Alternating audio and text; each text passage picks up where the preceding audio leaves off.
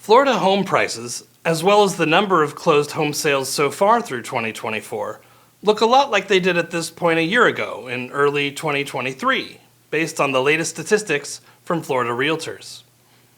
In February, the median sale price for closed single-family home sales in the Sunshine State was $415,000, up just a bit over 5% from a year ago.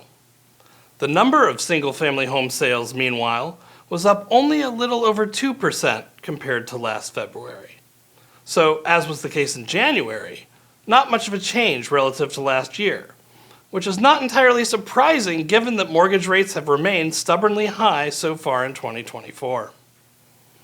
Over in the townhouse and condo category, the median sale price only increased by a little over 3% year over year, rising to $325,000, while closed sales actually fell by 2.5% compared to a year ago. Still, some local markets have actually seen significantly more condo sales so far this year relative to last year, as this map shows. The size of the circle displayed over each county represents the number of closed sales of townhouses and condos in the first 2 months of this year, while the percentage and the color of the circle reflect the change in sales from January and February of last year. While the largest townhouse and condo markets are generally seeing fewer sales than a year ago, there are bright spots in the more affordable suburban fringe and exurban counties surrounding them. If we look at the same map for single-family homes, there is a variation across counties as well, but perhaps not as striking as what we see with townhouses and condos. However, while the demand side of the equation is little changed from last year, on the supply side, we are seeing significantly more new listings than a year ago.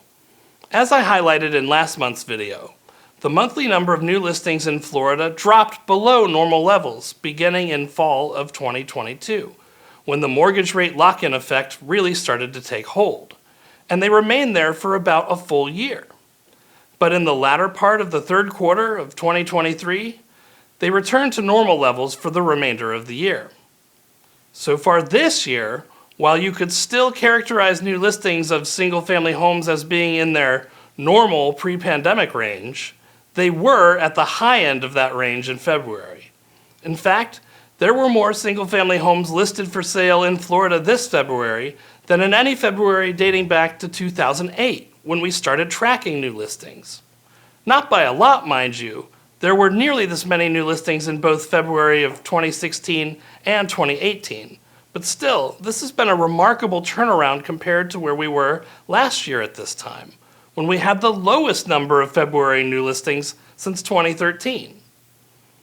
With townhouses and condos, on the other hand, there is no debate that so far in 2024, we are above what might be considered the normal range of new listings for this property type category.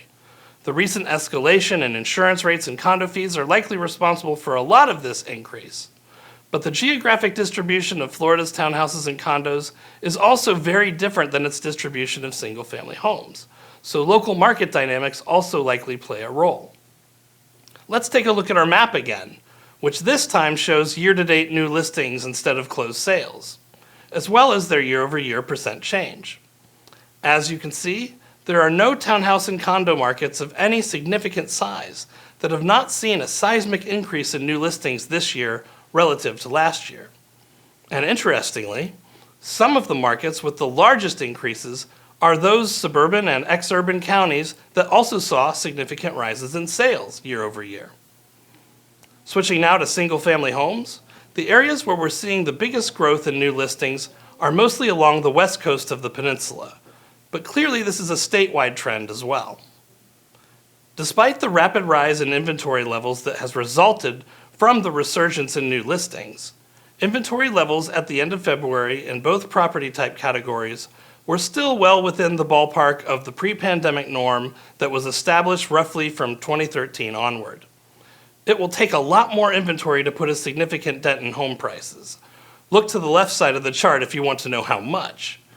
But at current levels, inventory is now high enough that it should continue to slow home price growth and present buyers with a lot more options than they had 2 or 3 years ago. That's our report for this month.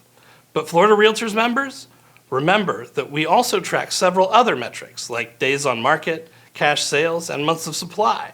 So don't be afraid to log into your free member benefit, SUNSTATS, to check out all the numbers for the state as well as your local area. Just visit sunstats.floridarealtors.org to get started. We'll see you next month.